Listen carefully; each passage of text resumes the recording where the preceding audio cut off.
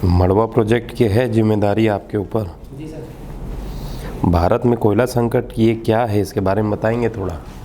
कि पहले जब कोरोना काल था तो हमारी जो डिमांड थी कोयला की वो बहुत कम थी, तो उस हिसाब से उन्होंने तैयारी नहीं की, क्योंकि अभी कोरोना का जो संकट था बढ़ गया है, तो अभी डिमांड बढ़ गया। तो डिमांड बढ़ गई तो ना स्टेट ने गवर्नमेंट को या सेंट्रल गवर्नमेंट को या रिक्वायरमेंट नहीं दिया। कोरोना काल में उत्खनन हो रहा था कि नहीं कोयले का? हो रहा था सर, लेकिन क्या है कि तो उस समय तो डिमांड ज़्यादा होनी चाहिए। नहीं सर, लोग तो सब घर में ही थे। तो बनते सर जहाँ पे अच्छा, इंडस्ट्रीज बंद थी।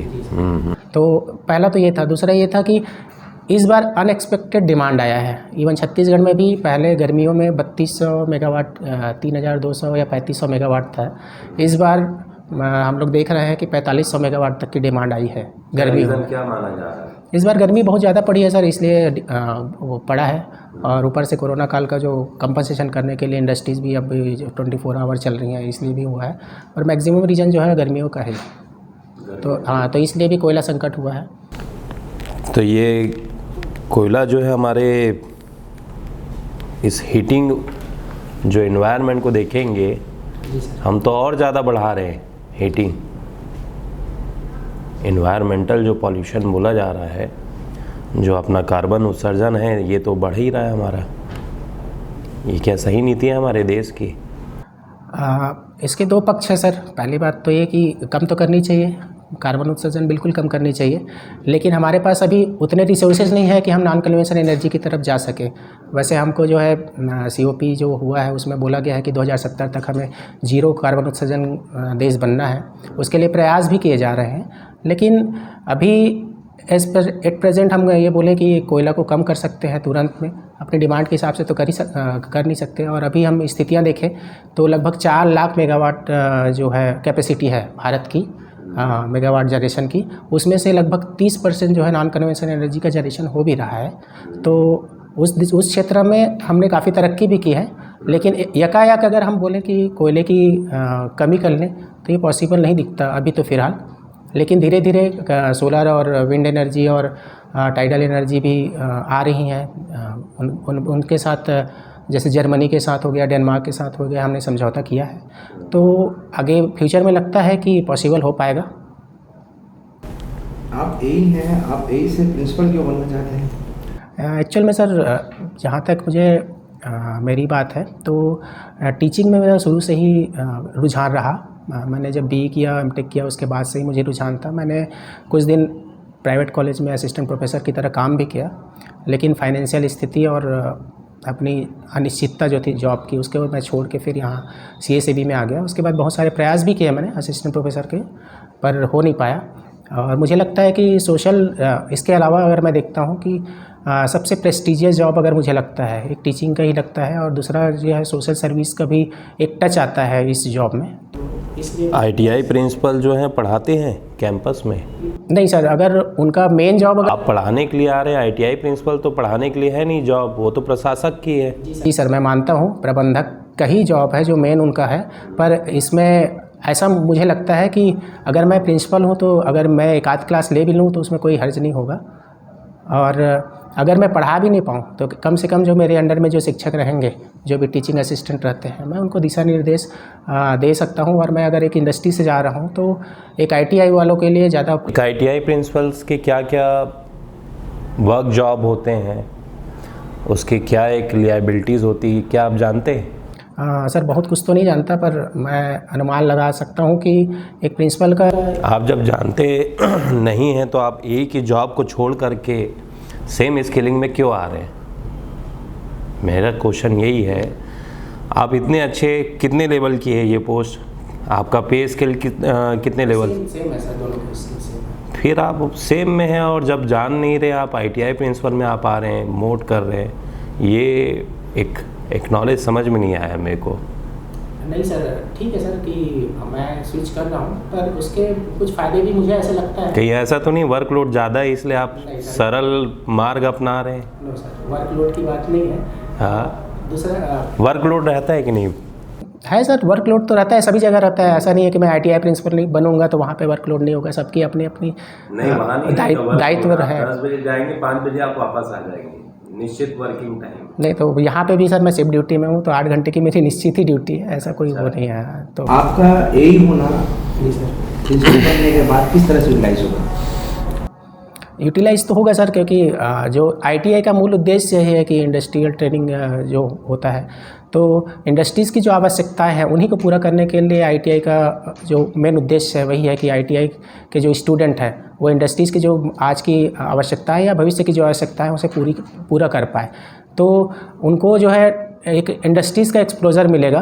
जहाँ तक है वो थ्योरेटिकल नॉलेज ही मिल पाता है उनको, क्योंकि वहाँ पे सिर्फ पढ़ाएंगे, लेकिन इंडस्ट्रीज़ में एक्चुअल में क्या स्थितियाँ हैं, कैसे कैसे मशीनें लगी हुई हैं या कौन से सिस्टम है, वो सब के बताने में मुझे लगता है कि मैं ज़्यादा योगदान दे पाऊँगा।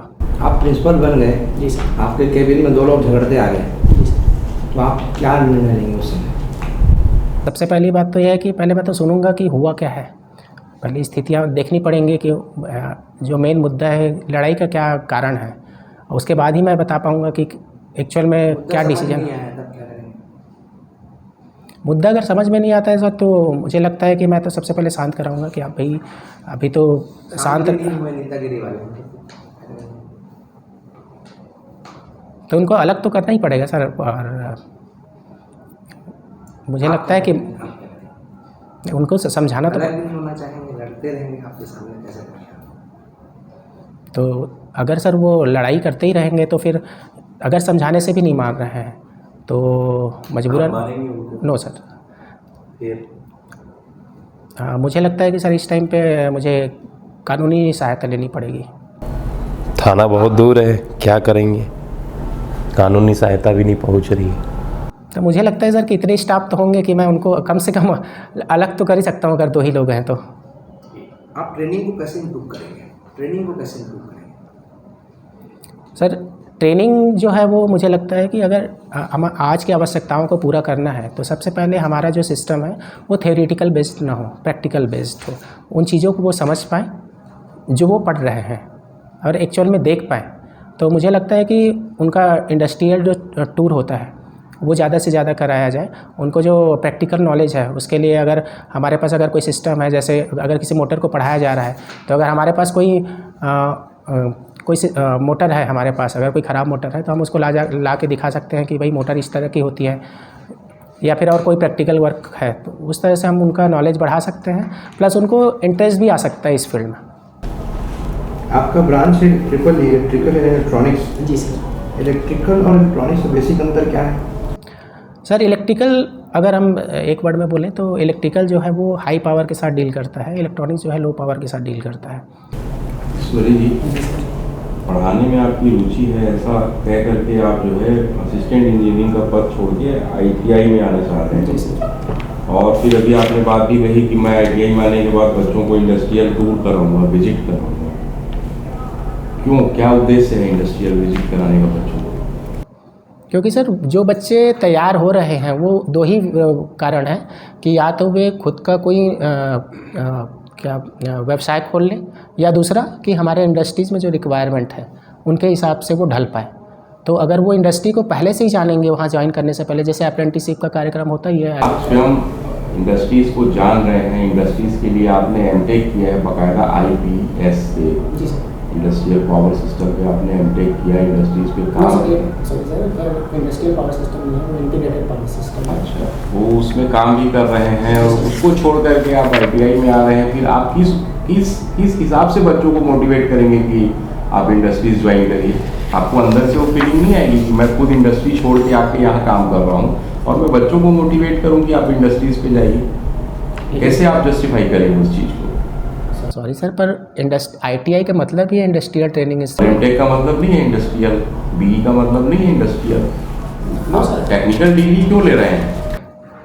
क्षमा चाहूँगा सर, पर बीटेक और एमटेक के बाद मैं पीएचडी करना चाह रहा था, नहीं कर पाया। लेकिन एमटेक अगर आप कर रहे हैं, हायर स्टडीज़ में गए हैं, तो टीचिंग बड़ा अच्छा प्रोफेशन है एमटेक करने के बाद।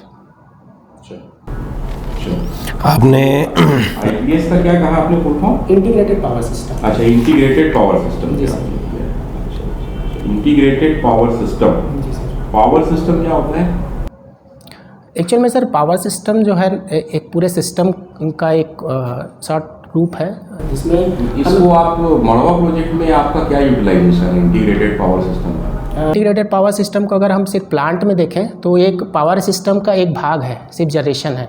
वैसे हम पूरा पावर सिस्टम को देखें तो जनरेशन, ट्रांसमिशन, डिस्ट्रीब्यूशन एक पूरा पार्ट होता है जिसको हम पावर सिस्टम का नाम देते हैं। हाँ, सिर्फ जनरेशन होता है, लेकिन उसके बहुत सारे पार्ट्स जो हैं, जैसे हम लोग वहाँ पे स्विच यार्ड है, स्विच यार्ड में लगभग सारे रिलेज, सर्किट ब्रेकर्स और PLCC रिलेज की क्या जरूरत है पावर सिस्टम? प्रोटेक्शन का काम करता है सर। क्या कैसे प्रोटेक्ट करता है? एक्चुअल में जो रिले है वो सेंस करता है कि अगर कोई फॉल्ट आया है, नहीं आया है, तो वो सर्किट ब्रेकर को कमांड देता है कि आपको ऑपरेट होना है या नहीं होना है। दुर्ग जिले में कितने ITI हैं ईश्वरी जी?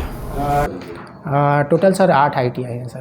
कहाँ पर? एग्जैक्ट सर एक तो दुर्ग में ही है और दमदा में है? धमधा में नहीं है सर, पर धमधा के पास है, एक परपोड़ी में है, एक बेरला में है। अच्छा। और बाकी का मुझे नॉलेज नहीं है सर। चलिए ठीक है ईश्वरी जी, आपका कंप्लीट हुआ, आप जा सकते हैं। ठीक।